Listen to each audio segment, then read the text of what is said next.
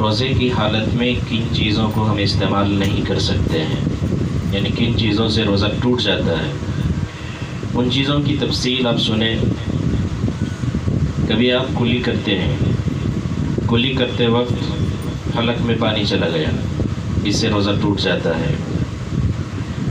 آپ کہیں تالاب میں غسل کرتے ہیں، غسل کرتے وقت آپ کا روزہ یاد تھا اور پانی حلق تک چلا گیا، روزہ اسے ٹوٹ جاتا ہے۔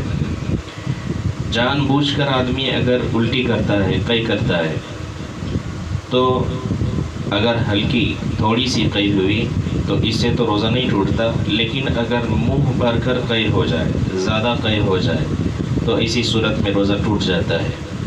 اور اگر الٹی خود بخود ہو، اپنے آپ الٹی ہو جائے، تو چاہے الٹی تھوڑی ہو یا زیادہ ہو، اس سے روزہ نہیں ٹوٹتا ہے۔ ناک کان میں اگر آپ کوئی لکوڈ دوائی ڈالتے ہیں، تر دوائی ڈالتے ہیں، تو اس سے روزہ ٹوٹ جاتا ہے۔ لیکن اگر ناک کان میں خشک دوا ہو، لکوڈ نہ ہو، اگر ایسی دوائی استعمال کرتے ہیں تو اس سے روزہ نہیں ٹوٹتا۔ روزے کی حالت میں بیوی کے ساتھ بوس و کنار کرنا، بیوی کے ساتھ بیٹھے ہیں، ہنسی مذاق کر رہے ہیں، اور ایسی صورت میں انزال ہو جاتا ہے، منی نکل جاتی ہے، تو اس سے روزہ ٹوٹ جاتا ہے۔ لیکن اگر بیوی کے ساتھ یوں ہی بیٹھے ہیں، ہنسی مذاق کی بات چیت کر رہے ہیں، لیکن مزی نکلی ہے، تو اس سے روزہ نہیں ٹوٹتا۔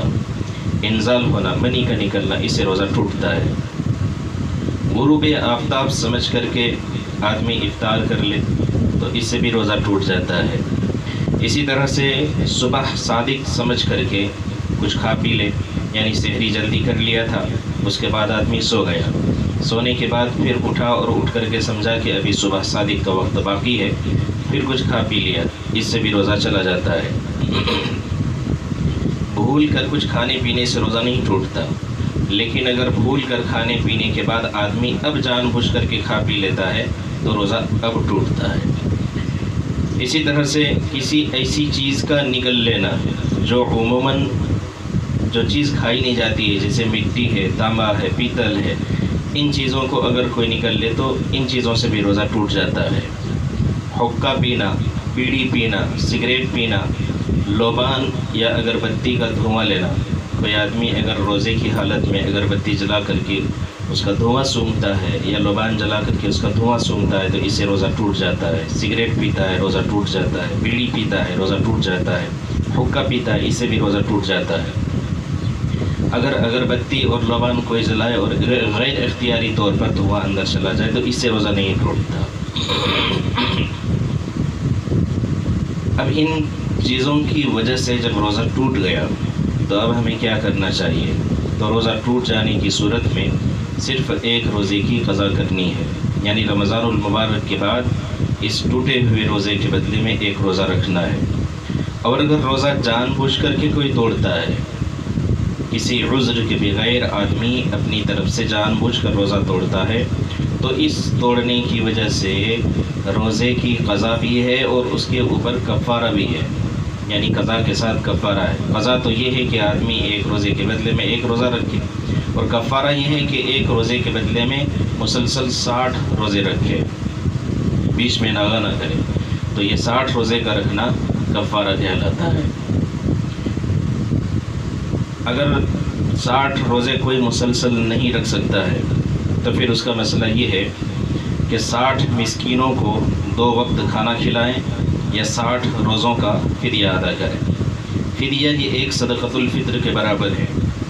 فدیہ کا مسئلہ ایک اور یہ بھی ہے کہ اگر کوئی آدمی بیمار ہے، اتنا بیمار ہے کہ وہ آدمی روزہ نہیں رکھ سکتا، اور رمضان المبارک کے بعد بھی اس کی بیماری ختم نہیں ہو سکتی ہے، مسلسل بیمار رہتا ہے، لامحدود بیماری ہے، تو ایسی صورت میں اس آدمی کے لیے حکم یہ ہے کہ وہ فدیہ ادا کرے۔ اسی طرح سے کوئی ایسا ضعیف اور بوڑھا آدمی جس کو شیخ فانی کہا جاتا ہے، روزہ نہیں رکھ سکتا، قدرت نہیں رکھتا روزے پر، تو اس آدمی کے لیے حکم یہ ہے کہ وہ ہر روزے کے بدلے میں ایک فدیہ ادا کرے، اور فدیہ صدقۃ الفطر کے برابر ہے۔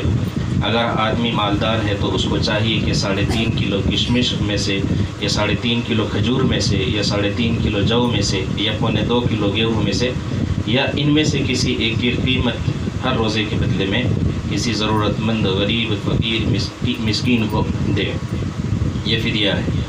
لیکن اگر کوئی آدمی فدیہ ادا کر دینے کے بعد اگر بیمار صحت مند ہو جاتا ہے، بیماری ختم ہو جاتی ہے، یا بوڑھا آدمی جو ضعیف تھا، کمزور تھا، صحت مند ہو جاتا ہے، طاقتور ہو جاتا ہے، اور اب روزہ رکھنے کی اس کے اندر قوت آ جاتی ہے، تو دونوں کو فدیہ ادا کرنے کے بعد بھی روزہ رکھنا ضروری ہے، اور جو فدیہ ادا کر دیا گیا ہے یہ اس کی طرف سے صدقہ ہو جائے گا۔